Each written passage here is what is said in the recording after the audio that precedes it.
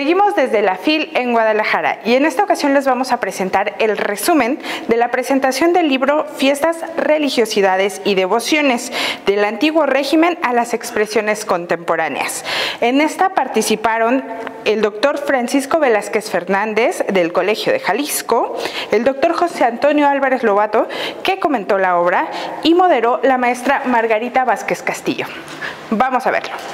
Un poco la idea de comentar este texto, más que comentar, es platicar un poco con Francisco como miembro de este seminario de Santos y Devociones que desde el Colegio Mexiquense la doctora María Teresa Jarquín ha impulsado desde hace 7 años, y que en realidad se trata una especie, o surgió con esta idea de encontrar las raíces de las festividades religiosas en el país que abundan, y de pronto pues tuvo coincidencia con muchos investigadores que de manera directa o tangencial han estudiado las festividades religiosas a lo largo y ancho del país y han encontrado cosas interesantes. Yo he tenido la oportunidad de ver algunas de las intervenciones en los seminarios o este conjunto de libros que han salido producto de ese seminario,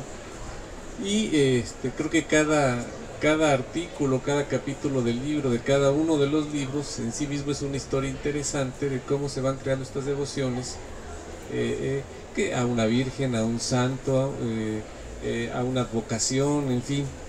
Y yo lo que quiero es hacerlo en forma un poco más de entrevista con Francisco, y que nos dijera de primera instancia por qué el interés tuyo por participar en el seminario. Y el artículo que tú presentas aquí es la Virgen de Nuestra Señora de Zapopan, las peregrinaciones con esta, hoy va a pasar la Virgen con esta advocación de Nuestra Señora de Zapopan. Pero primero platícanos un poco de cómo te interesó participar en el seminario y por qué crees que el seminario ha tenido este éxito continuado de reunirse periódicamente y cada vez incluso con mayor número de participantes. Yo recuerdo que vi el comercial, la promoción en el blog H México de la UNAM, que es especializado en eventos de historia. Entonces me llamó la atención. Yo ya conocí a la doctora Jarquín en congresos de historia regional, me la había encontrado en San Luis Potosí, en la Ciudad de México.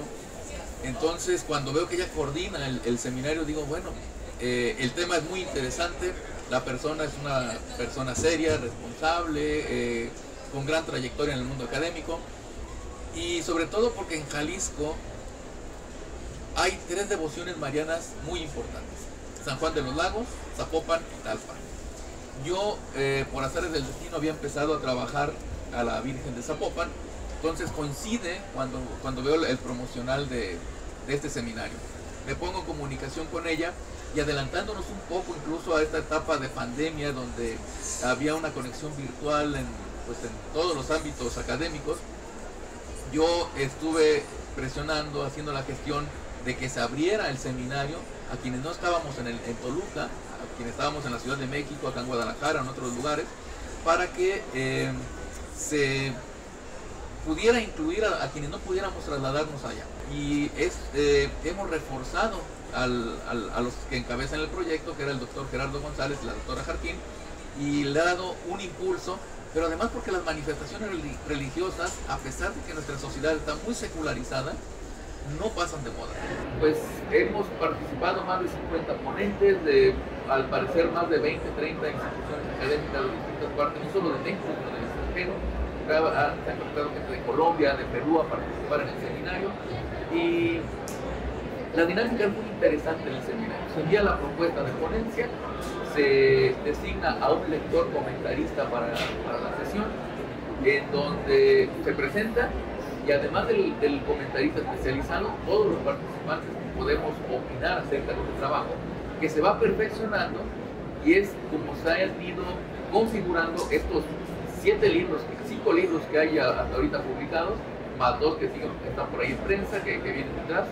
lo que nos habla de que es un trabajo arduo, un trabajo consistente y un trabajo serio de todos los que nos hemos integrado a participar en este seminario. El interés que despierta este seminario entre los investigadores, que ya yo pensaba originalmente que serían puros historiadores, pero veo que ya también hay mucho interés en las manifestaciones contemporáneas de esta religiosidad, y vemos ya antropólogos y sociólogos incorporados a estas temáticas, y no solamente desde el punto de vista histórico como originalmente se había planteado.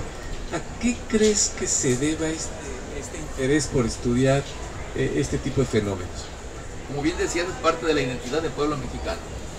Una cosa es la religiosidad oficial que maneja la iglesia, y otra cosa son las manifestaciones del pueblo en torno a esa religiosidad.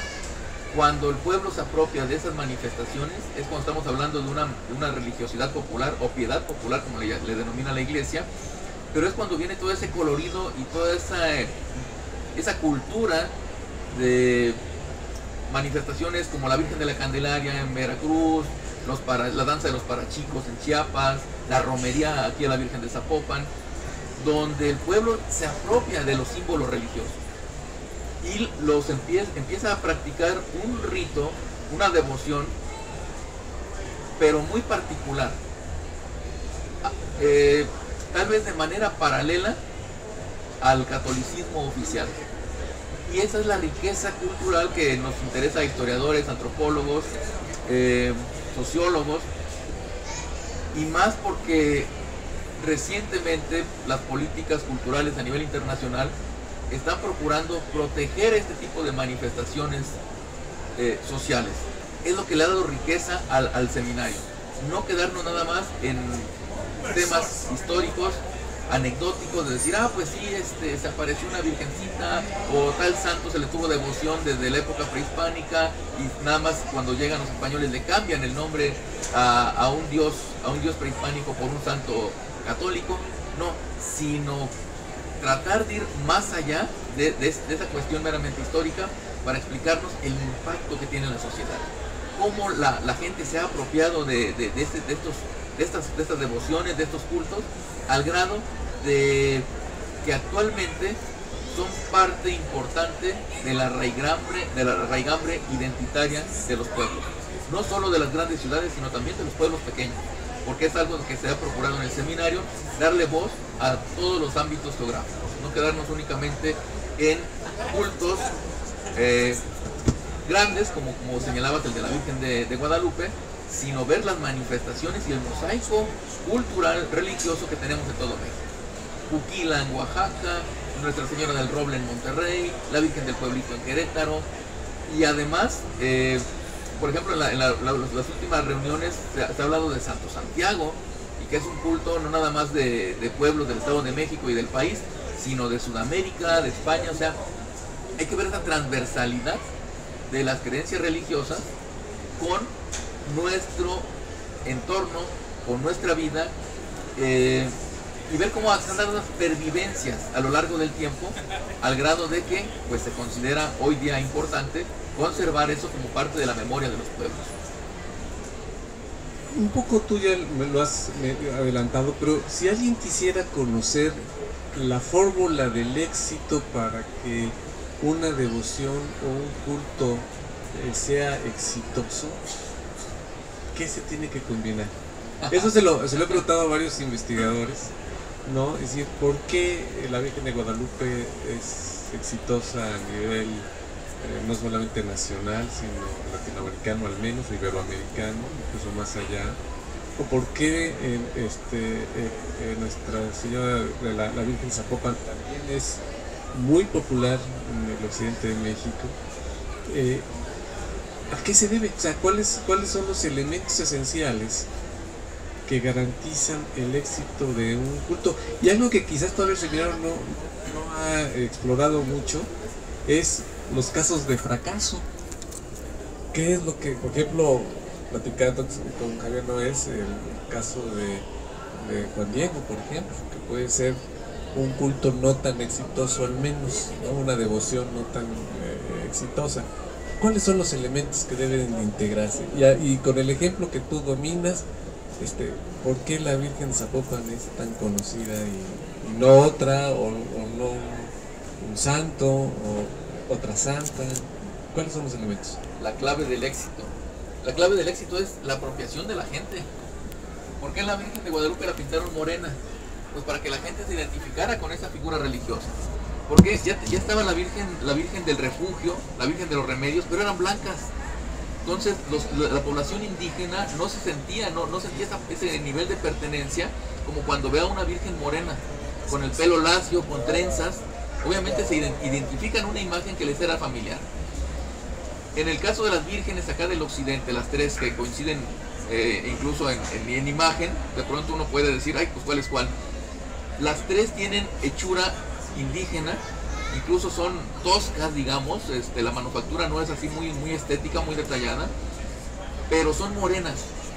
Y eso permitió que los pueblos indígenas en los que se entregan estas imágenes se apropiaran de ellas, empezaran a considerarlas milagrosas. Eso es algo muy importante. Y luego viene el expandir la fama de la milagrosidad, la taumaturgia de esa imagen, que es lo que permite luego que empiecen a venir peregrinos. ¿Por qué la Virgen de San Juan de los Lagos es tan importante? Pues porque estaba situada en el famoso Camino de la Plata, que recorría desde el norte del Virreinato hasta la Ciudad de México. Y cuando empiezan a decir, es una imagen milagrosa porque revivió a la hija de un comerciante que se había caído y murió y se la llevaron a la imagen y resucitó, empieza a generar interés en las personas que recorrían este camino, y por eso hoy día es un culto tan importante, creo yo, más hacia el centro del país que en el propio estado de Jalisco. Recuerden que pueden seguir todo el programa de la FIL Guadalajara y del Colegio Mexiquense a través de nuestras redes sociales y nuestra página en internet www.cmq.edu.mx. Hasta la próxima.